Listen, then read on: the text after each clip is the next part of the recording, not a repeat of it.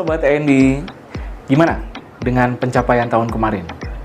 Udah banyak yang terrealisasi hari ini, tahun ini? Terus gimana dengan tahun barunya nanti?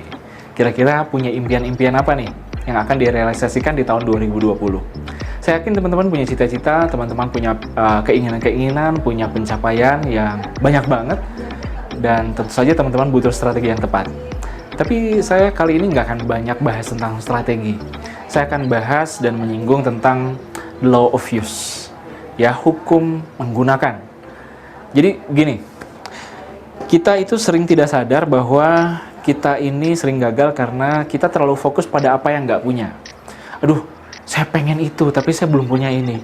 Saya pengen itu, kayak orang itu, tapi saya nggak punya ini. Gimana caranya? Akhirnya kita pusing sendiri dan kita stres sendiri. Banyak orang yang akhirnya berhenti menyerah karena dia terlalu fokus pada apa yang belum dia miliki. Nah, memang kunci keberhasilannya adalah pada the law of use ini, gitu. Maksudnya apa? Sesuatu yang digunakan itu akan menghasilkan, meskipun berhasil atau gagal.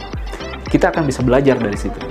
Tapi sesuatu yang tidak digunakan, apapun itu yang nggak digunakan, ya berarti dia mungkin sampah, dia akan berkarat, dia akan usang, dan dia akan dimakan zaman, dan mungkin dia udah nggak relevan lagi. Maksud saya begini, sekarang yuk kita coba mulai sadar. Teman-teman, apa yang dimiliki saat ini? Potensi apa yang dimiliki saat ini? Apa yang dipunyai? Sumber daya apa yang betul-betul sekarang teman-teman punyai? Misalnya, saya mungkin nggak punya banyak talenta, tapi saya punya waktu. Saya mungkin nggak punya banyak relasi, tapi saya punya skill.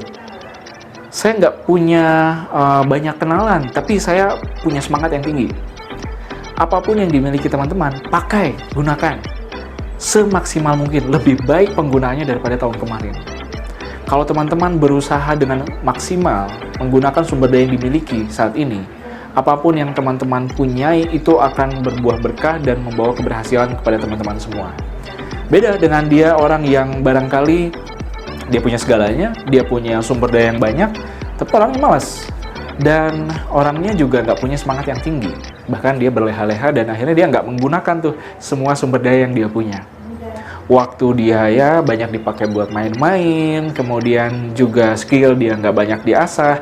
Tentu itu semua akan kalah dengan orang yang bisa menggunakan itu dengan maksimal.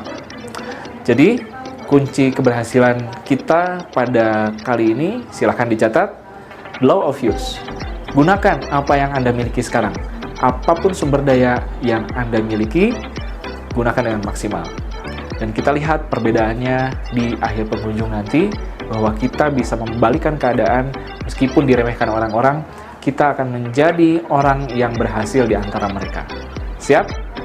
Sampai ketemu nanti di tahun depan. Saya ingin lihat perkembangan Anda berikutnya. Oke, tetap semangat dan salam sukses.